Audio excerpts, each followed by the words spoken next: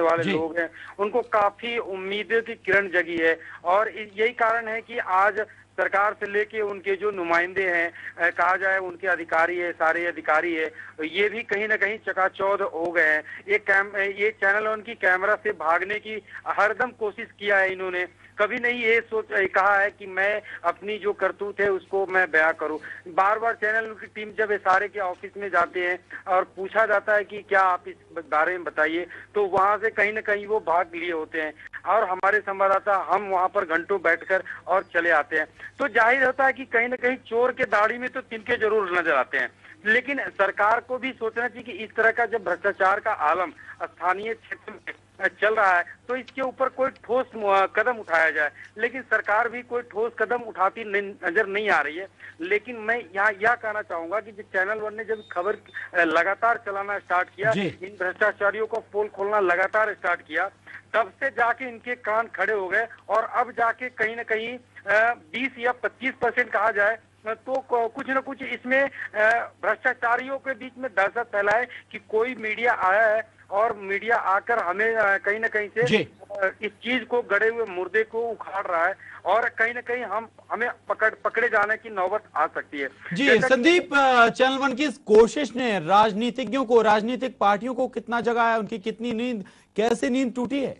जी, एक तरह से कहा जाए तो जो राजनीतिक पार्टी है, जो आम खासकर कांग्रेस की छोड़ दिया जाए, जिसकी सरकार है, जिनके बलबूते पर यहाँ पर सारे गोरख धंधा चलाए जा रहे हैं, और कहा जाए तो इसमें महाराष्ट्र सरकार के मुखिया भी कहीं ना कहीं से उनका नाम आता है।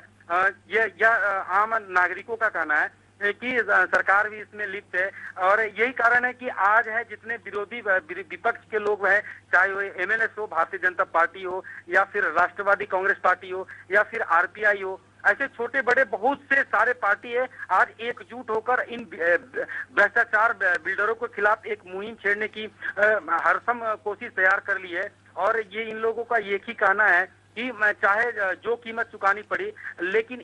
जैसे ये भ्रष्टाचार में लिप्त बिल्डर है या राजनेता है या स्थानीय विधायक है, उनको हम नहीं छोड़ेंगे, चाहे वो एमएनएस के नेता हो, चाहे वो भारतीय जनता पार्टी के नेता हो, और चाहे जो भी पार्टी के नेता हो। और एक बात और प्रशांत मैं याद दिलाना चाहता हूँ कि चैनल वन की पे जब इस किरण हिमानी नामक दीपक लगे बिल्डर का जब खबर चलाना स्टार्ट हुआ, तब जाके महाराष्ट्र सरकार में विपक्ष के नेता एकनाथ खड़से जी ने आवाज उठाई थी, जिसके जवाब में आज तक मुख्यमंत्री अशोक चौहान ने कोई अस्वस्थता पूर्वक कोई जवाब नहीं दिया है। तो इस चीज से जाहिर होता है कि कहीं ना कहीं उनको डर है, वो जवाब क्या देंगे जब लोग बिल्कुल संदीप, यानी कि सरकार भी कटघरे में नजर आती है इस पूरे मामले में, जिस तरह से बिल्डर यहां पर अपनी मनमानी करने में जुटे हुए हैं और लोगों की जमीन हड़पने का काम और जो सिलसिला है वो लगातार जारी। बहुत बहुत धन्यवाद संदीप इस तमाम बातचीत के लिए, जानकारी के लिए। फिलहाल यहां पर ले रहे हैं एक छोटा सा ब्रेक के बाद जल्द लौटेंगे और नजर डालेंगे कुछ और इसी तरह के मामलों पर।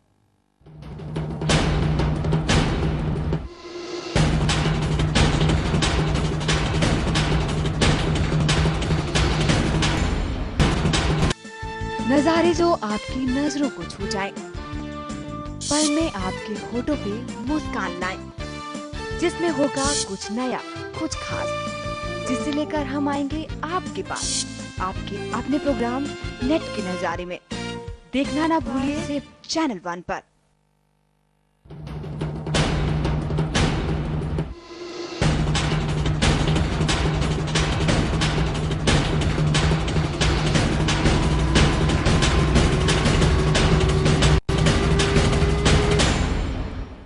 तो बढ़ते हैं आगे। मुंबई में चल रहे सारे योजना और उसमें चल रहे गोरख धंधे को लेकर हमारे संवाददाता ने कांग्रेस के सांसद संजय निरुपम से खास बातचीत की। आइए संजय जी से और भी जानकारी लेते हैं कि मुंबई में चल रहे एसआरए स्कीम के अंदर कई बिल्डर ऐसे हैं जो धांधली करते हैं और लोगों के यहाँ जबरदस्ती उनके कब्जा करने के लिए, उनके घर पे सिग्नेचर कराने के लिए गुंडागर्दी करते हैं। हमारे पास में कैसे रिपोर्ट आया है, इसके बारे में जानते हैं। संजय जी बताइए कि यहाँ पर जो बहुत सारे एसआरए स्कीम के अंदर कई ऐसे जो बिल्डर है जो दादागिरी करते हैं, लोगों के घर हड़पने की कोशिश करते हैं, क्या इसके विषय में कोई ठोस कानून बनना चाहिए? नहीं, एसआरए का जो डेवलपमेंट हमारे शहर में हो रहा है, महाराष्ट्र में हो रहा है, वो एक एसआरए कानून के तहत हो रहा है। महाराष्ट्र गवर्नमेंट ने आज से 10-15 साल पहले एक स्कीम बनाई थी। उस स्कीम की जो दिलचस्प बात है वो ये है कि सरकार